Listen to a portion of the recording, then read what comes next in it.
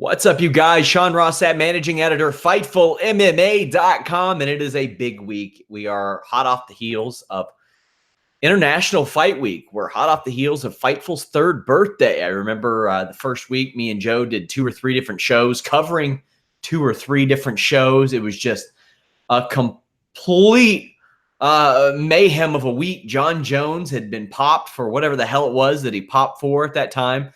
We had 3 back-to-back nights of shows. We had a 2-hour preview, and now here we are talking about Jon Jones again, but in a far different manner.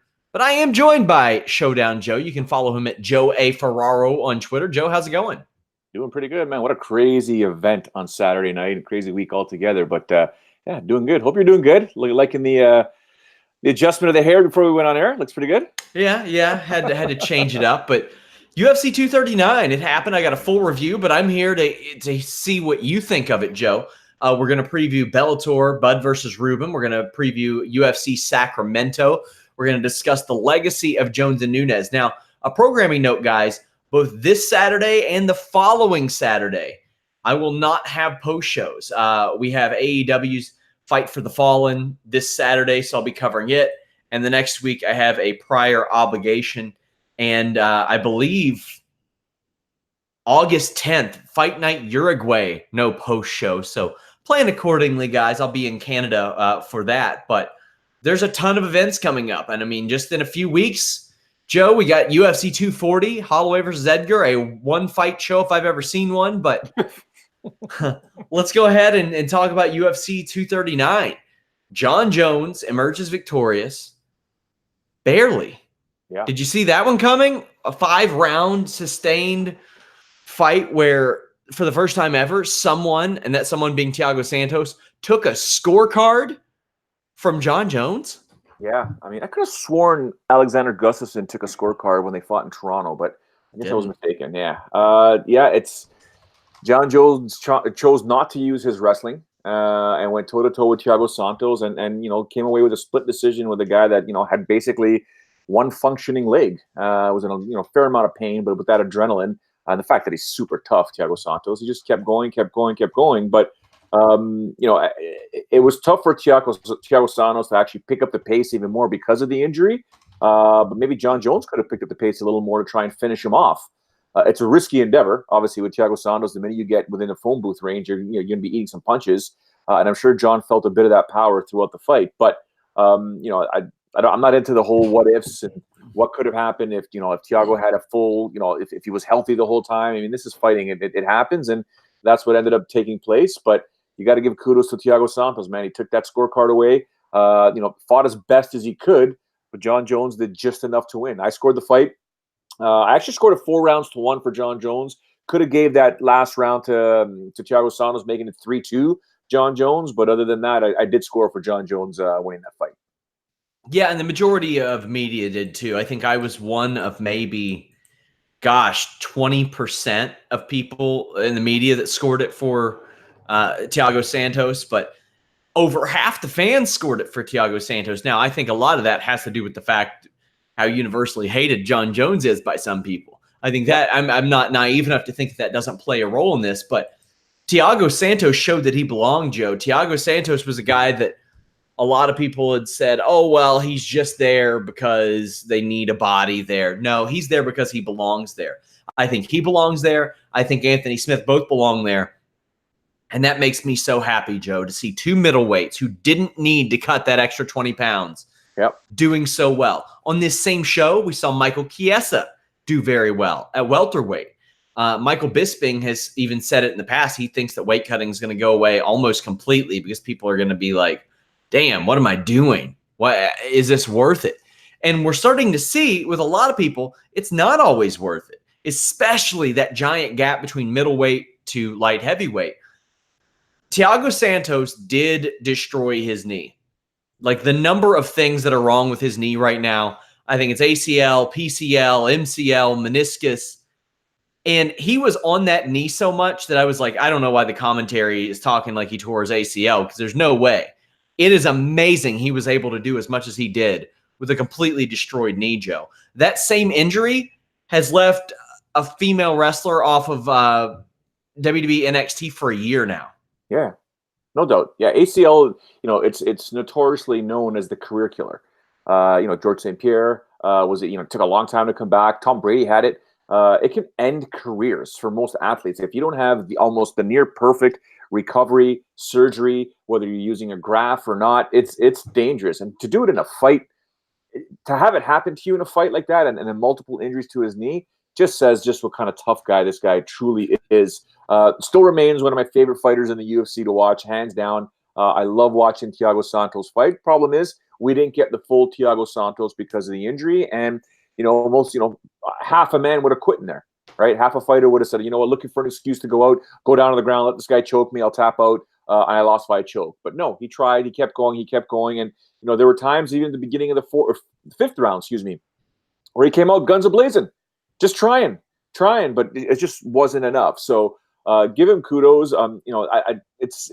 We can break this down as many ways as possible.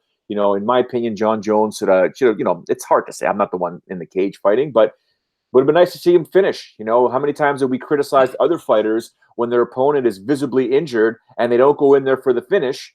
And here we have, arguably the GOAT not doing it, right? So, we should look at Jon Jones and say, dude, you should have finished this guy off. You had him busted up for 20 minutes, right? You should have destroyed this guy. He was limping, and he was still able to take a scorecard from you. So I think Jon should have picked the pace, but he decided to go toe-to-toe with a guy that's a black belt in Muay Thai and stuff like that. Okay, it is what it is. So I'm going to bat for Thiago Santos, 35 years old. And the thing I like about him, Joe, and especially after this weekend, if that fight didn't do enough for anybody, Joe, if somebody's still saying, well, Santos just got lucky, well, Jones was playing with him, if anybody says that, take a look at his recent history, Joe, and how well his wins have aged. Eric Anders stuttered at light heavyweight. He got a big win. Jimmy Manuel, whatever. Jan Blachowicz, look what he did on Saturday night. Thiago Santos finished him. Kevin Holland. How's Kevin Holland done since Thiago Santos? Well, he's went 3-0. He's gone unbeaten. I think he won 3 fights in 7 months. It was unbelievable. Before he lost to David Branch, his 2 wins were Anthony Smith. Yeah, that one aged very well. And Jack Hermanson. Yeah, that one aged really well. So you look at him, and he's beaten really good guys in both divisions, and I think that he belongs. Now we got to have the same conversation that we always have about Jon Jones.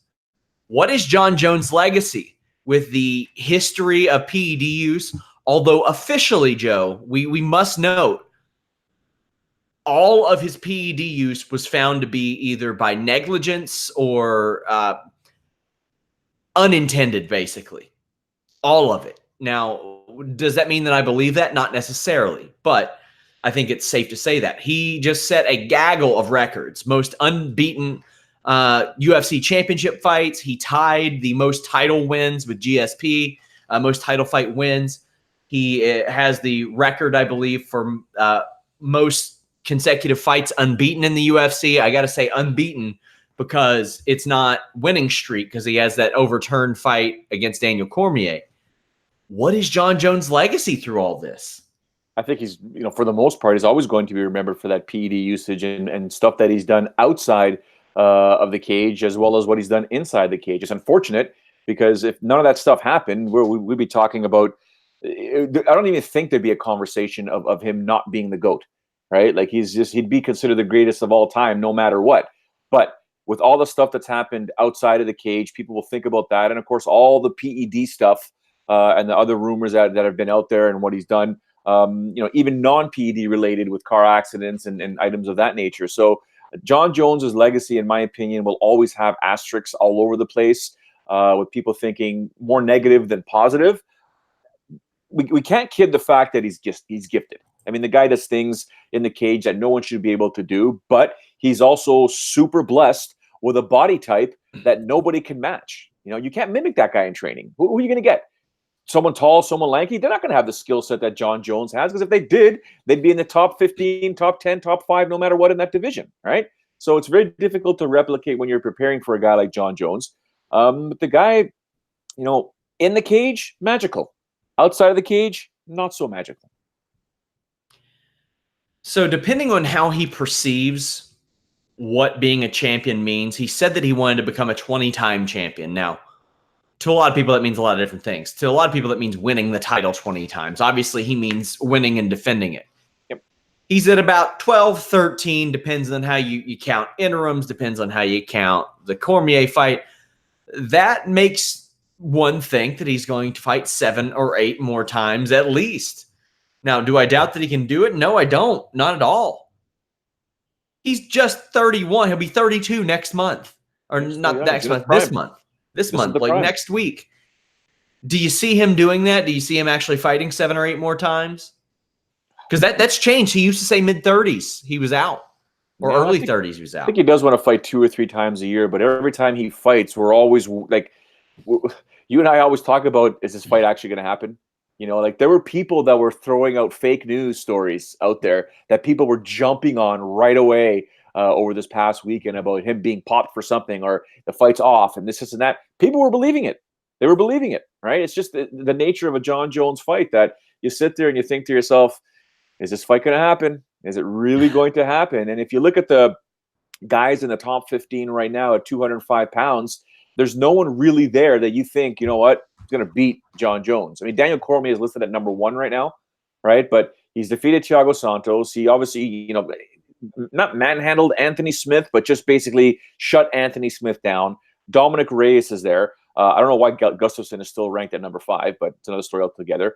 You know, you could look at Jan Blachowicz, but I don't think he's ready. Uzdemir, no.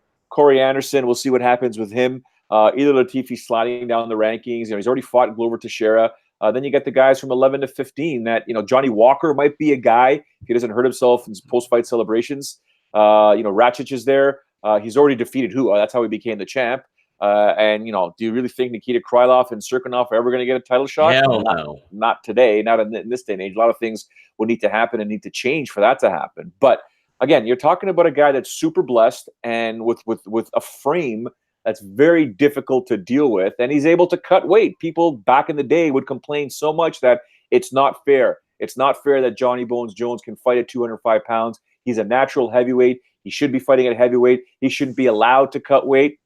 This whole weight cutting thing, you know, even though Michael Bisping said it, it's been something Andy Foster, the California State Athletic Commission, and the whole association of boxing commissions have been talking about for quite some time, where eventually they're going to start you know, measuring, you know, fighters and their bodies and the water in their bodies and minimums and maximums that they can compete at, constant measuring and monitoring like USADA does right now with their, you know, uninvited tests sort of thing and random testing. Same thing with the commission. So I think eventually you're going to start seeing different guys and girls in different weight classes, more natural, less weight cutting. And I think it should have happened a long, long time ago. I hope it happens even sooner. But until it happens, we're going to still see guys and girls with drastic weight cuts that affect their performance for the most part. So Jon Jones has said that he is open to fighting at heavyweight. He's open to fighting Daniel Cormier at heavyweight. That's where the fight needs to happen, in my estimation, Joe. We've seen it twice at light heavyweight. I don't need to see it again there. I don't.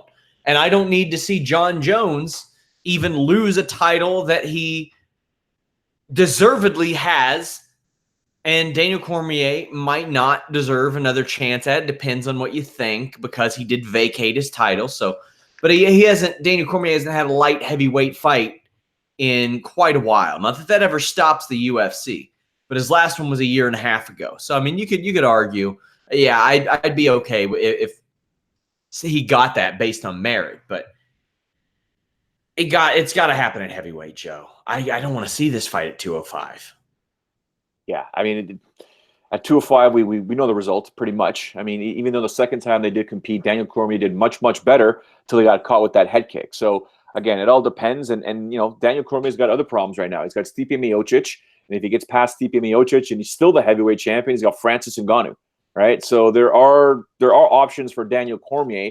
It's almost like, you know, Jon Jones needs Daniel Cormier more than Daniel Cormier needs Jon Jones at this point in time, right? So it'll be interesting to note to see what is going to happen next for Jon Jones. But I mean, I've talked about it for years, even before we became a company here. Back when I was on the TV show, I always said Jon Jones eventually is going to have to move to heavyweight, and it seems like it's going to happen sooner rather than later. Amanda Nunes knocked out Holly Holm. Not a lot more you can say about it. Amanda Nunes won. Holly Holm did not. Holly Holm, she's, as far as perception, it's rough. She should have been the first featherweight champion. She should have beat Germaine de Randamie. She earned that. Amanda Nunes is the best female fighter of all time in my estimation. But if you want to argue with me and say Valentina Shevchenko actually is, even though there are two fights that on paper say otherwise, Joe, I could be talked into it. There, at points, I could have been talked into Joanna. Now, granted, Joanna lost to Shevchenko with, it wasn't even close. So I think that eliminates her. Ronda Rousey, not in the conversation anymore. I can't put Cyborg in that conversation because outside of Holly Holm, I don't look at a lot of great fighters. Marloes Coenen and Holly Holm are her two best victories. Okay, those are very good. Amanda Nunes, Joe, has beaten Holly Holm, Chris Cyborg, Pennington, Shevchenko, Rousey, Tate, McMahon. She has beaten every single UFC bantamweight and featherweight champion and every Bellator featherweight champion. Oh, by the way, she's also beaten who should be the only UFC flyweight champion. And there's a real good possibility if Nico Montano can reel 3 off, she's beaten the other one too. Joe, Amanda Nunes, what's left? At the moment, nada. Right, there isn't much left for her. But being a 2-division champ, there are options for her. I'm kind of paying very close attention to some of the fights that are going to be taking place shortly with some of the ladies that are booked. So it remains to be seen what will happen in that division. But yeah, if you're asking me to pick, if I had no choice but to pick, you got to pick one. Who is the greatest of all time, Amanda Nunes or Valentina Shevchenko? I will say Amanda Nunes. I will say it. She is the greatest of all time. But for me, not for everybody, but for me, that asterisk of Valentina Shevchenko, because of the first two fights that they had, especially the last one that I scored for Valentina, leads me to believe that some way, somehow, these two ladies are going to meet again.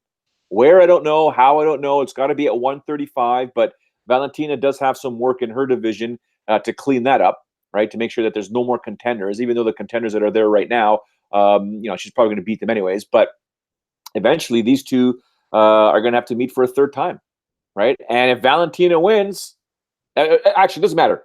The winner of that fight, hopefully decisive enough, will be the greatest of all time. Now, if Aspen Ladd can beat Germaine de Randamie, sure, throw her in there.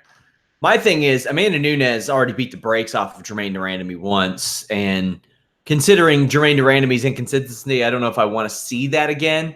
I know Kat Zingano was beatable. Well, so are you, Kat, and you've been very beatable the last several years. One win since Amanda Nunes since she beat Amanda Nunes. I want to see her win fights. Alexis Davis has beaten Amanda Nunes, but she's lost 2 fights in a row. So that ain't happening. Amanda Nunes, to me, is just the greatest female fighter ever. Julia Budd, Germaine de Randamie, names I didn't even mention. And they're up there. Nobody has that resume, Joe. It's unbelievable. Even early on, beating people like Gomez and Vanessa Porto, who were thought to be something back then. Just unbelievable, really awesome. Good for her. For Amanda herself, when you think about, Felicia Spencer's taking on Cyborg next. If Felicia can take out Cyborg, that's huge. That puts her right in line with Amanda Nunes, right? So that could be who could be next for Amanda Nunes, defending her 145-pound strap against Felicia Spencer. That's a fight that the UFC would do in a heartbeat because it's a title. It's a title fight, and while everyone else at 135 sort of has to sort of get up there, I think that could be next for Amanda Nunes, depending. Now, if Cyborg defeats Felicia Spencer, do you run back Cyborg and Amanda Nunes? There's nothing really there. I mean, are you clamoring for it? No, I don't care about Cyborg and Amanda Nunes. I don't want to see. Right. I'd want to see Shevchenko and Nunes before that, honestly. Yeah. So Holly Holm, rough spot, man. She's 2-5 in her last 7. She should be 3-4 in her last 7. But I got the perfect opponent for her, Joe. Kat Zingano. I'll watch it. Oh yeah, for sure. Kat Zingano, another person who, the UFC wants to keep relevant, one or the other. Take your pick, 135, 145. Who gives a shit? Just book the fight. Yeah, I mean, I think it's one of those loser goes home matches, right?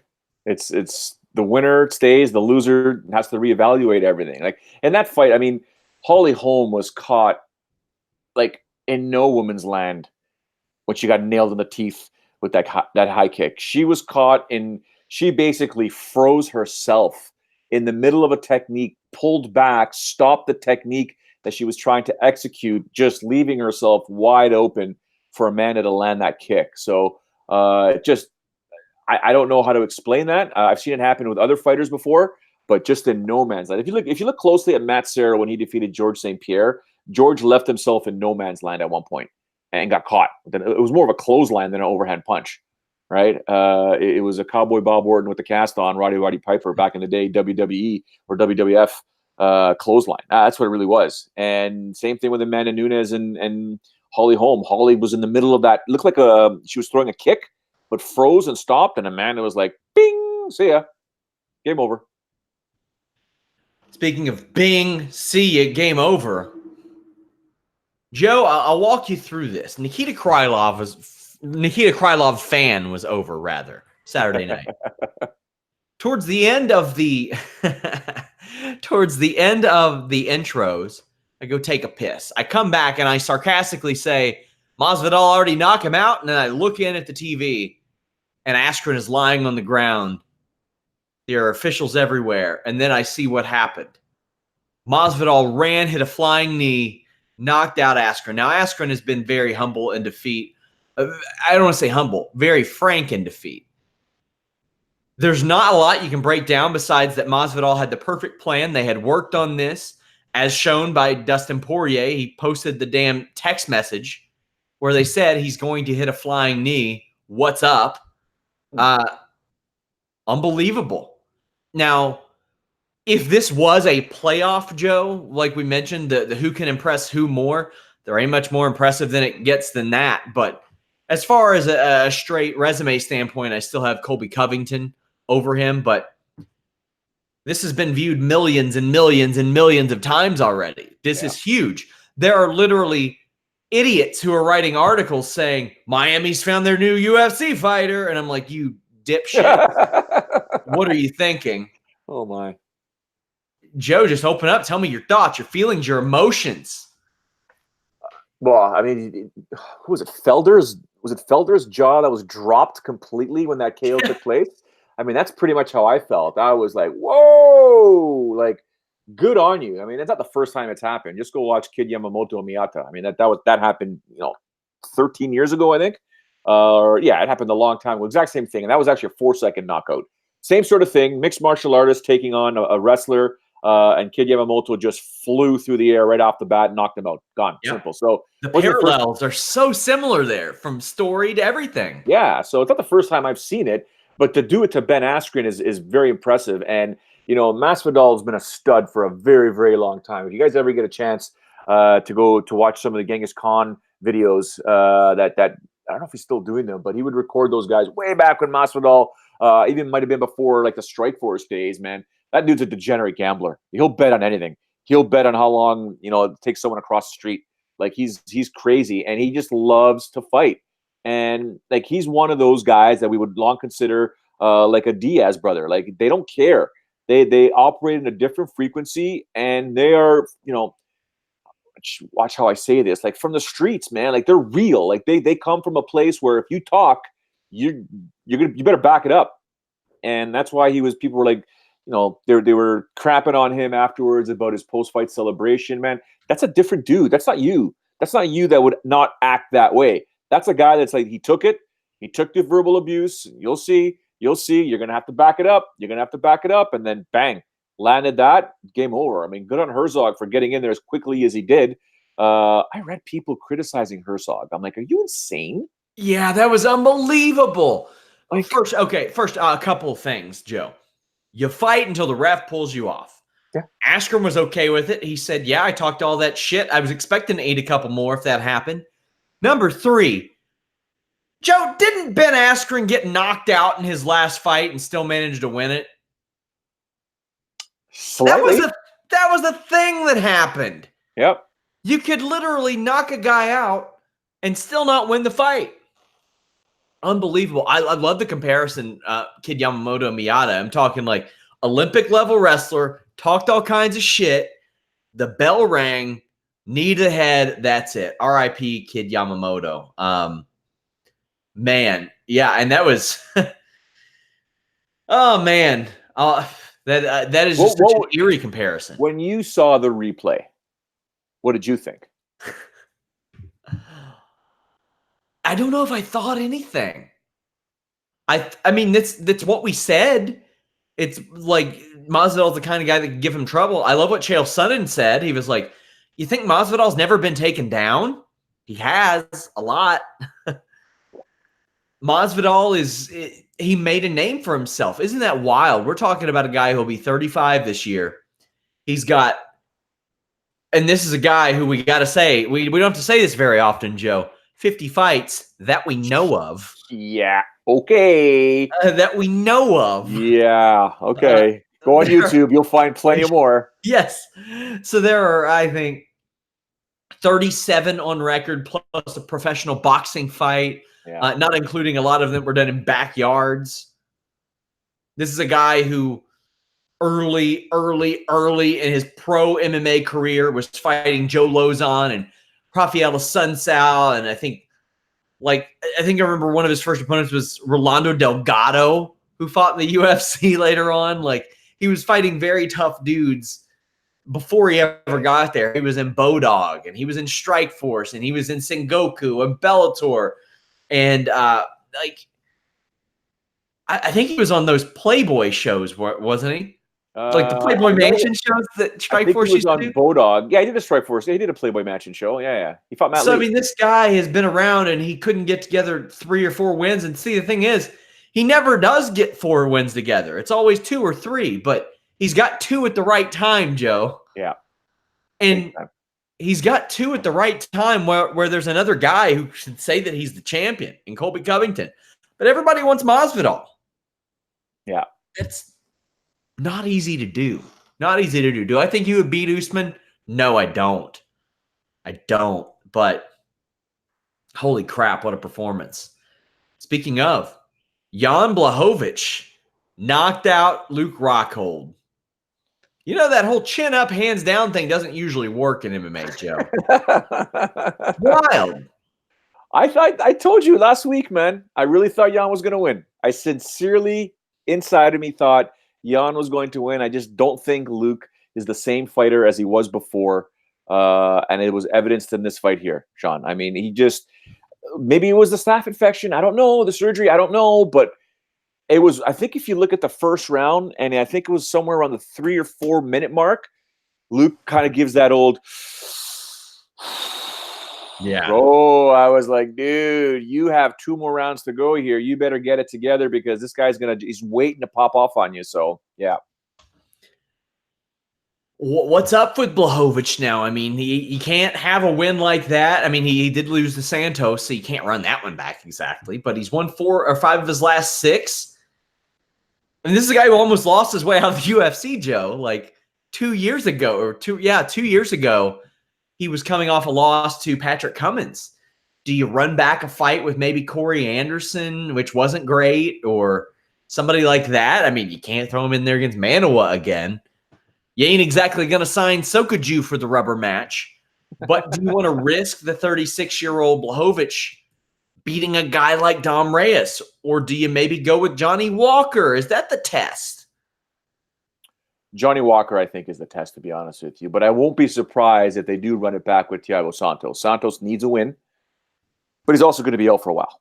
Okay, if he does get surgery, he's going to be out for a while. So it all depends on nobody wants to see the Patrick Cummins rematch. No, whatever. That was a majority decision. is what it is. He's not going to get Alexander again. Corey Anderson might be the fight that people want to see afterwards. But other than that, he's stuck in a weird scenario. I think for his case, or for his sake, just get on a Jon Jones card, fight whoever they tell you to fight, and maybe the MMA gods will be, nice to you, and the opponent will get injured, and you can slide in and get a title shot. That's it.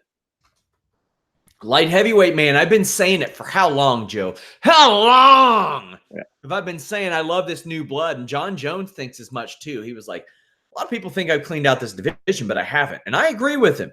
Dom Reyes is around. Johnny Walker is around. Blachowicz is around for better or for worse. I really love this division. I think it's the healthiest that the light heavyweight division has been in a long time. And from a marquee standpoint, it doesn't help, but I'll say this. Gustafsson hitting the bricks helps the health of the division, I think. It's addition by subtraction, even though he's still listed in the rankings, but there are some nice names there. Also, I just want to go out and throw out there, Glover Teixeira is going to Von Flue choke and beat Nikita Krylov when they fight. It's going to happen. Oh, my God. All right, cool. Michael Chiesa looked awesome at 170. Just looked great. Beat Diego Sanchez, who was acting really weird.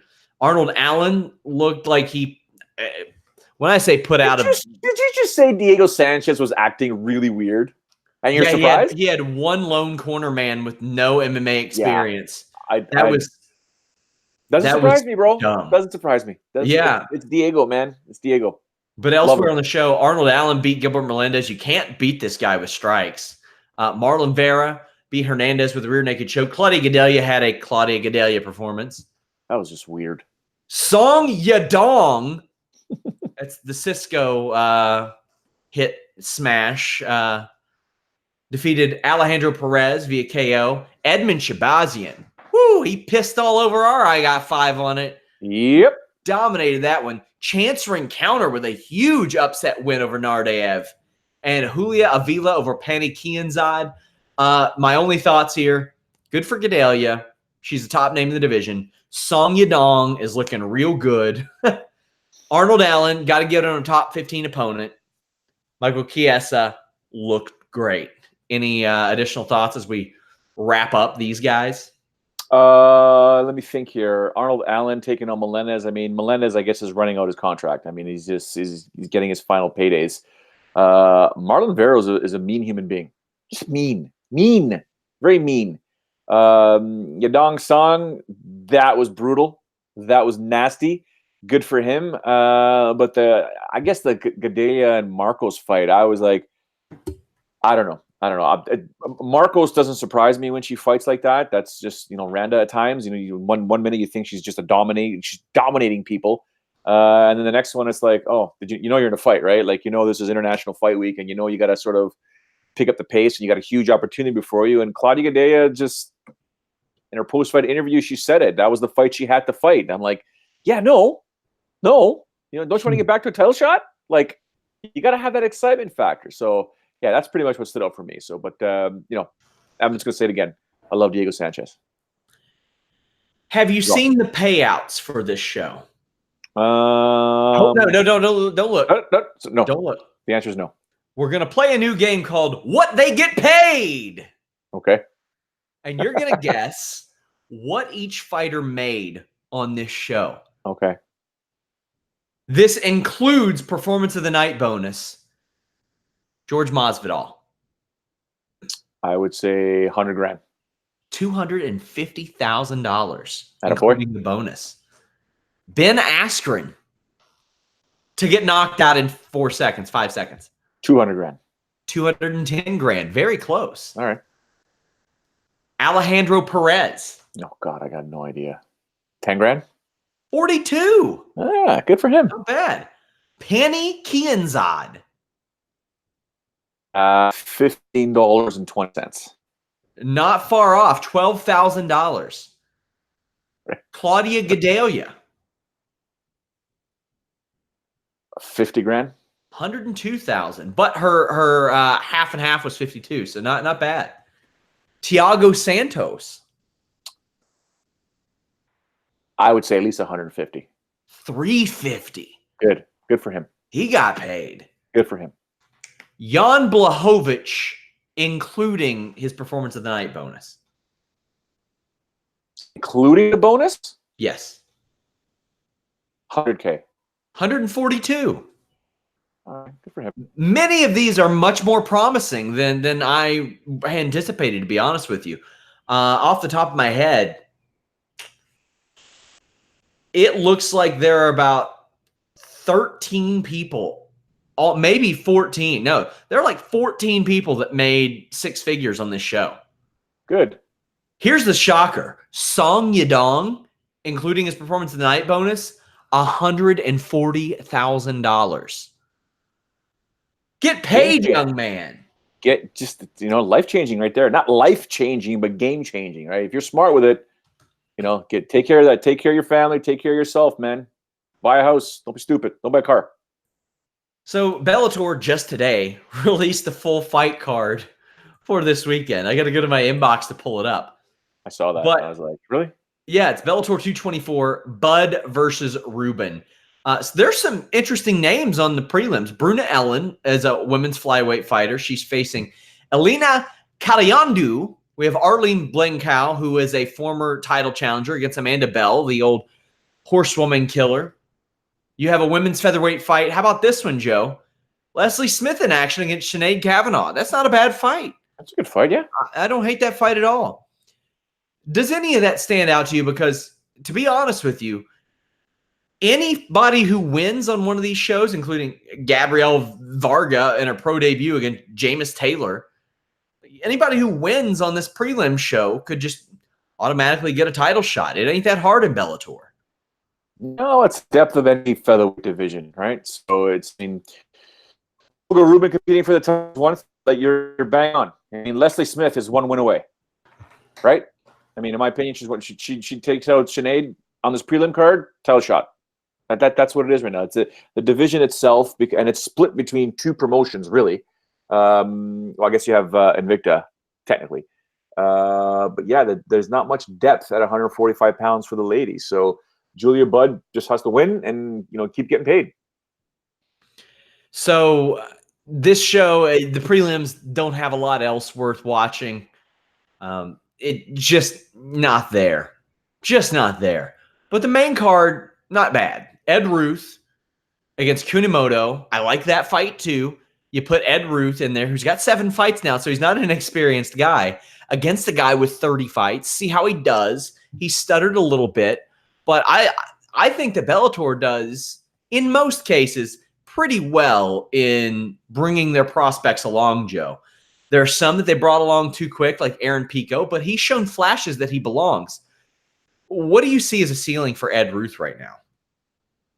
Keep going, man. Keep going. You take a Kunimoto, that's impressive, man. Let's just continue to do it. I don't know, when you think about what you're cutting out. You're cutting out a little bit, Joe. So you're cutting out a little bit. So I'll preview the rest of the stuff. Juliana Vazquez. That's the name I'm looking to. If she gets a win against Christina Williams, she's probably getting that title shot. But if Christina Williams wins, the former Heather Hardy slayer, over an 8-0 fighter, she's probably getting the win. You also have Rafael Carvalho, Chidi Njokuani. Bellator has a real boner for Chidi Njokuani. Like, they love him. What stands out to you on this very abbreviated Bellator main card? Ed Ruth in the Kunimoto fight. I really like that fight. I want to see how that goes down at 170 pounds. Should be fun. Carvalho and Chidi.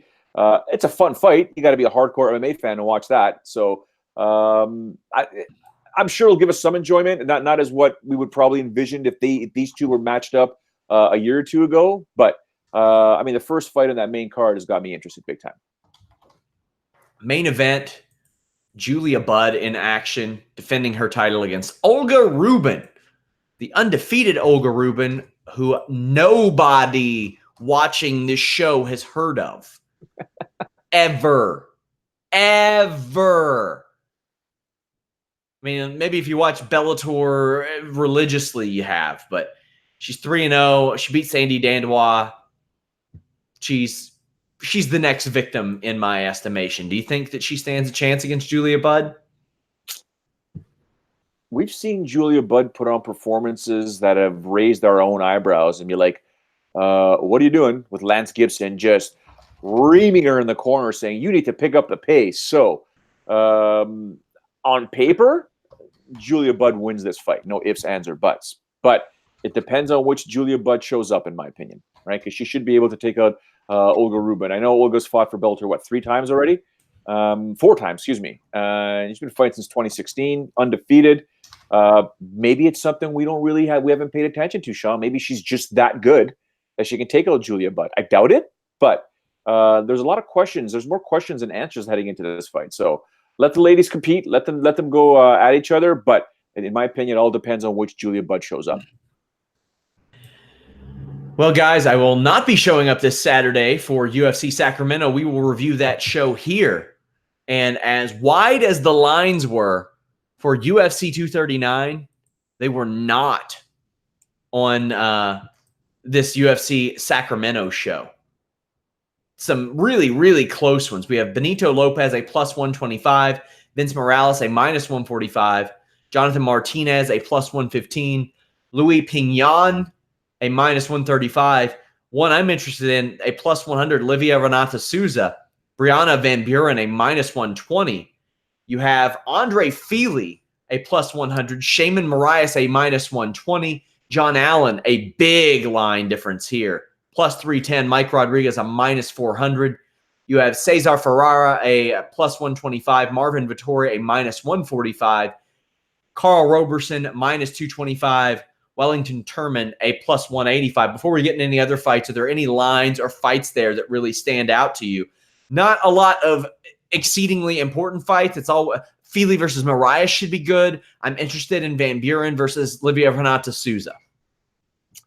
There are some interesting fights here. There definitely are here. I like the Van Buren fight as well. The value is there isn't much value until we get to some other fights that we're going to talk about shortly. But other than that, they're just fights that, I hearken back all the time, Sean. Like, what do these fights really mean? There is one fight I think you're going to mention shortly that does have some sort of significance. But other than that, I'm all about the same soapbox I've been on forever. I want to see fights that matter, fights that mean something, fights that have relevance to the division immediately. Not, well, if you win this fight, then you got to win one more, or if you lose this, you're in trouble. No, just give me a fight that means something. So. Yeah, I'm interested in a lot of these main card fights, but there's a prelim fight that I'm particularly interested in. Juliana Pena, -170. Nico Montano, a +150. The former, technically, flyweight champion in Nico Montano. She's finally fighting. It got messy for a while, Joe. She has not fought since 2017. So that's a year and a half out, and she's going in there against Juliana Pena. That is a tall task, Joe. Is it one that she can overcome? And it's at 135 pounds. Yes. All right. So it remains to be seen what will come of Nico Montano. Now, Juliana coming off that armbar loss to Valentina Shevchenko way back in 2017. Remains to be seen how she is going to deal with Nico, who's been out just as long, right? So it's interesting to note what this one will mean for the division. I'm still puzzled. I'm sure it's out there, but it'd be nice to see, why she had 125 pounds, Nico, right? Or 135. I'd rather much see her compete at 125. Why are you not in the division where you won the Ultimate Fighter, right? I guess that 10 pounds could be a lot. It could be terrible. It could be difficult to deal with. But, let's be honest here. She's kind of stepping in here. It's not really short notice, but Sarah McMahon having to pull out, Nico coming in, interesting to note. Also interesting to note that Juliana Pena has not fought since 2017, and we're talking early 2017. She doesn't have a win since the week we launched Fightful, Joe. Yeah, she's had a lot of stuff happen. She's had a lot of things sidetrack her and sideline her and been through a lot. She was also pregnant at the time. Yeah, there's a ton. From court cases to knee injuries to pregnancies. she's had a lot of stuff that's kept her out of the cage, Joe. So I think this is a fair booking. Like when I look at this, I don't see UFC being vindictive and being like, oh, okay, well, you know what? You're going to face Juliana Pena, who very well, if she would have beat Valentina Shevchenko, would have been in line for a title shot, without a doubt. Yeah. And she's missing a few screws, man. I'll tell you right now. I've hung out with Juliana Pena with a few other fighters, Cody McKenzie. So I mean, like that's all you need to know about that evening. Boy, that's a night. Yeah. So there was a bunch of us that were all hanging out. You know, I think we were 15, 20 of us, and they were part of it all. And I would not want to mess with Juliana Pena ever. And the fact that she's been gone for quite some time, so is Nico. I think you're right. I think the matchmakers did a good job putting this one together. It's two ladies that haven't competed in a while, and let's see who's back in shape. Let's see who's back. Let's see who's got it. And I'm obviously leaning towards Juliana Pena in this one here, but I won't be surprised if Montana can pull it off. It's just that all of us, I would think the majority of us, aren't sold on Nico right now. Yeah, the thing is, like, I don't know what this fight will really tell me. I'm interested in it because it's two people, Pena, who was real close to a title shot, has beaten people like Baszler, Jessica Ai, Kat Zingano, and then you got the first champion, Nico Montano, fighting in the division that she should really be in. Yeah. And because of the layoffs, like I said, I just don't know what this fight tells me, but I'm interested in it. I'm also very interested in Mirsad Bektic, a -155, taking on Josh Emmett, a +135. This is a pretty good quality fight. Joe, when I look at this card, I see Simone and Faber. That wasn't going to be anywhere else. I see Elkins and Hall, Ladd and de Randamie. I see this fight. I see Pena and Montano. I don't know why at least one of those fights wasn't put on the UFC 240 show later this month. Pena versus Montano probably should have been. If it gets pulled off of this show, it doesn't lose anything. It's a prelim fight, at least as of right now. If you add that to the UFC 240 main card, you get to say former champion against former tough winner, at least to kind of add some luster to that. But as I look at things, this is a deeper show than, I don't want to say deeper because you got some pretty elite talent on 240. It just runs too deep. Well, why do you think that they constructed it like this? I don't know. To be honest with you, I don't know. It's scheduling for the fighters, I guess. But this card here could have been split up, like you said. But at the same time, this is when the fighters are available. This is what they all do. I don't know. I mean, remember that this show is taking place in Sacramento, and they eventually added Urijah Faber to the card, which it wasn't going to be anywhere else. Yeah, right. So the fact that adding Urijah Faber to this card means you're probably going to sell out the Golden One Center. Right, not having Urijah Faber on this card maybe means you don't sell out. That's another thing right there, right? So up next, well, Josh Emmett's up, like I mentioned, taking on Mirsad Bektic. I like this fight too. This is a good high level fight and value. There's some value there too. Josh Emmett, when I look at him, by the way, I think Elkins versus Hall is in the prelims. I don't understand that either. But Bektic has won, I think he's got one loss, and it was to Elkins. He's, I want to say 4 or 6-1 in the UFC, maybe 7-1 in the UFC. Josh Emmett has won 3 of his last 4. He's got a KO win over Michael Johnson. He's beaten Ricardo Lamas. Not people at their peak, but I look at Mirsad Bektic, and I think he might be near his peak. How do you see this when Bektic has been out for a while, over a year now? Does that affect him? Yeah, I think so. I think there's going to be some rust there. I'm not nothing to Emmett. Remember that John fight? He's losing that fight. He had to commit that third round and win, and he did. He got that KO punch on Johnson. That loss to Jeremy Stevens was a brutal one, but he was on a good little run there. Remember that he took out Aranches and they took out Ricardo Lamas. People were really paying attention to Josh Emmett and his power. And how we can hurt people and knock people out. And then Jeremy Stevens got involved, and that ended pretty quick. But then he came right back, and he didn't look really good in that Johnson fight, like I said, but showed heart and resolve and realized, I got nothing to lose now. I'm losing 2 rounds. I think it was 2 rounds he was losing. And he came out in the third and ended up getting that win. And there wasn't much time left. It was in the last minute of that third round. So I'm actually going to go for Josh Emmett in this fight. I lean towards him and not Mirsad. You have Ryan Hall, who is an exceptional grappler, taking a fight against Darren Elkins, and I'm kind of surprised. It seemed like Hall was only going to take like these odd, like Yeah. quote unquote super fights. You know, the GOAT Artem Lobov, Gray Maynard, BJ Penn, like he faced a lot of big names. Elkins is on a slide over the last year. After going on arguably the greatest run of his career, he's now lost 2 fights in a row. He is even money with Ryan Hall. They're minus 110s. Darren Elkins is easily the better well-rounded fighter, without a doubt. Do you think that he's well-rounded enough to keep Ryan Hall from taking him down and submitting him? Because as we've seen, Ryan Hall can pull stuff out of nowhere, like with the BJ Penn fight. Darren Elkins is a much more formidable opponent than BJ Penn or Artem Lobov ever thought about being, or Johnny Nunez, or France Saloa, or anybody like that. And we've seen Saul Rogers take him to a 2-round decision. We've seen Gray Maynard and Artem Lobov take him to decision.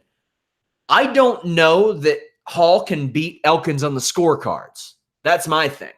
That would be shocking to me, considering the kind of fighter that Darren Elkins is. What do you think? Yeah, Elkins is going to have to be very, very careful, as you know. I mean, it's not stating anything overly intelligent there. It's obvious. Stay away from Ryan Hall. Don't let him clinch you. And you know he's going to go for that sort of spin, or that spin, the drop knee, trying to attack the knee, rolling into the knee bar. He'll always try and get a hold of someone's leg. You got to be careful. You got to be on point. You got to be on your toes. You got to be on your bike. But you have to engage him, because if you don't engage him, it could be a boring fight. He'll lull you to sleep, lull you with some stuff that you're not even paying attention to. And before you know it, look how upset Gray Maynard was in that fight, right? It's just like, dude, this guy doesn't want to fight, but he's winning, right? He's winning, and that's what Ryan Hall does. He just doesn't want to engage. He's the old school grappler, jiu-jitsu guy that just, I don't want to take punches. I don't even want to throw punches. I just want to get a hold of you and break a limb. And that's all he's going to want to try and do here on Saturday night. So it remains to be seen what Elkins does to avoid any of that. But it's hard to say, because when I think of a Ryan Hall fight, I'm expecting 15-minute boredom, but I'm also expecting, don't blink. Just don't blink. It's a long 15 minutes, but don't blink, because it can change in a heartbeat.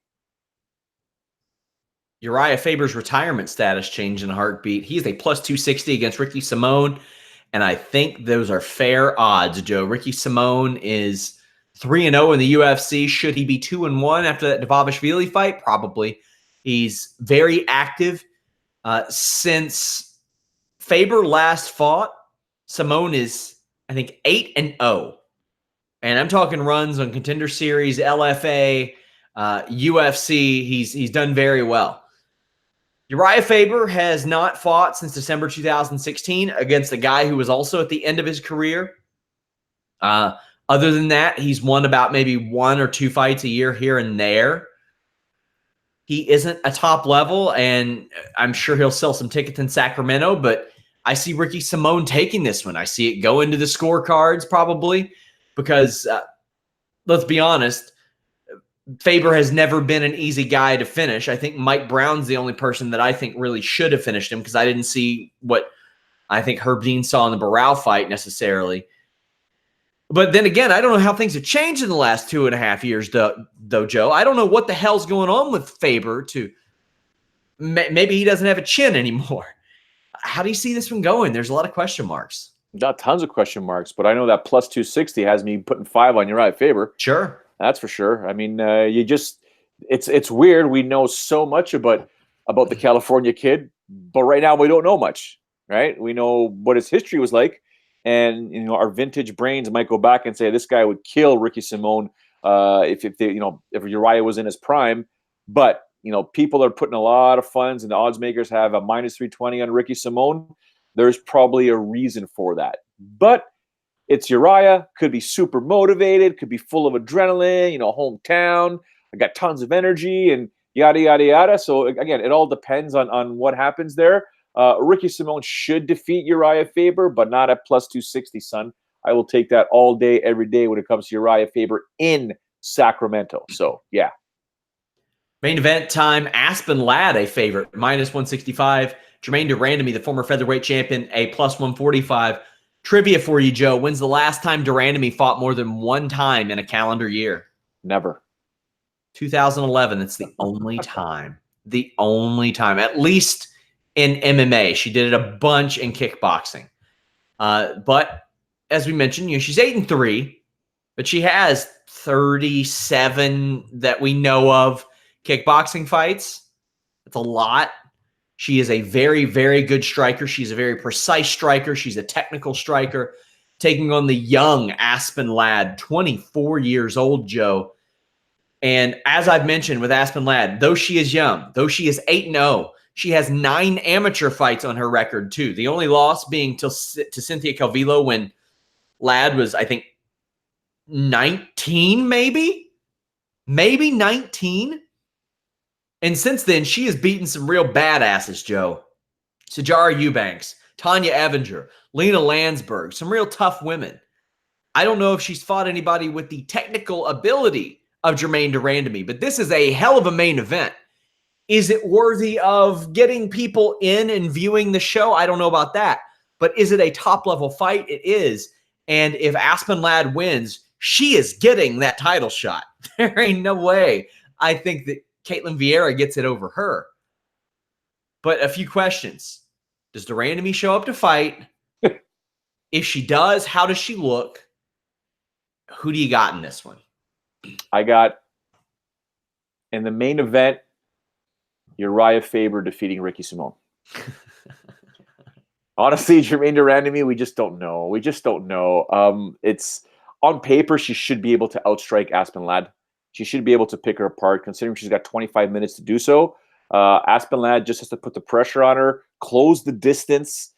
Do not let Randamie get off those knees and elbows, get her off her feet and control her. But it's all about conditioning. It's all about conditioning in this fight and stamina and how much do you have. At age 24, I believe Aspen Ladd has plenty. She's just got to be methodical. But, like you said, I don't think people are clamoring to tune into this show because of this main event. It's the co-main event people are paying attention to and a couple of the other fights as well. So even though Aspen's a purple belt in Brazilian Jiu-Jitsu, I think she can still do a lot of damage to Germaine de Randamie if this fight ends up going to the ground. We all know that, Randamie's got, 35, 40 kickboxing fights. She's been competing in MMA for quite some time, 11 fights there. So very experienced. You just got to be smart of it. Last year was the first year since 2013 that Germaine de Randamie hadn't pulled out of a fight. So I'm going to give you guys my I got 5 on it. And that being said, I'm going to go with Germaine de Randamie at plus 145 just because of the experience factor, because of her technical ability. I got to at least take a flyer on it. Urijah Faber plus 260, there are a lot of question marks. I think the Cinderella story would be kind of fun there. Why not? Why not? Also, John Allen plus 310 against Mike Rodriguez, just because that line is a little bit wide. I got to go with that. Joe, the Raptors lost Kawhi. Yeah.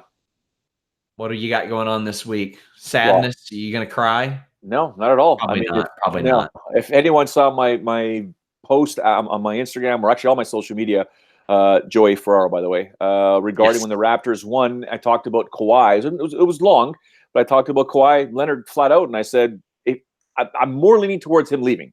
And if he leaves, I'm not losing any sleep about it whatsoever. I know what it's like to travel. I know what it's always want to home. I know what it would be like to be, I've received offers for a fair amount of money to go somewhere else outside of my comfort zone of home. And I know what it's like to turn it down. Did I turn down $160 million? No. But the guy's made so much money and he just wants to go home. So, hey, you know what? Thank you very much for the championship. The crazy part is I've got Kawhi Leonard jerseys still coming in the mail. I'm waiting for them to show up. I bought one for my son and I told him, I said, look, you understand if I press order on these, Kawhi Leonard may not be a Raptor by the time these things get here. And he's, the 8-year-old said flat out, he goes, doesn't matter. He brought us a championship. People can laugh at us all they want. Submit. Buy. Boom. Ordered. So when those jerseys come in, Sean, I will wear them proudly, and I'll take the heat from all the Toronto Raptors fans that are pissed off that he left. But he went home. Good for him. Got us a championship. Got a championship. Yeah. So guys, follow Joe at Joe A. Ferraro. Follow us at Fightful MMA. Follow me at Sean Ross Sapp. I will have a quick results video up on the UFC Sacramento show this weekend, but I will be covering Fight for the Fallen AEW. But hey, visit Fightful MMA. We got all kinds of news over there. Over 1,000 comments in our UFC 239 live coverage. Thank you to that Talking MMA community for joining us. If you all want somebody to talk to you during the show, head over there. Our live chats are always wild. Thank you, guys. We're out.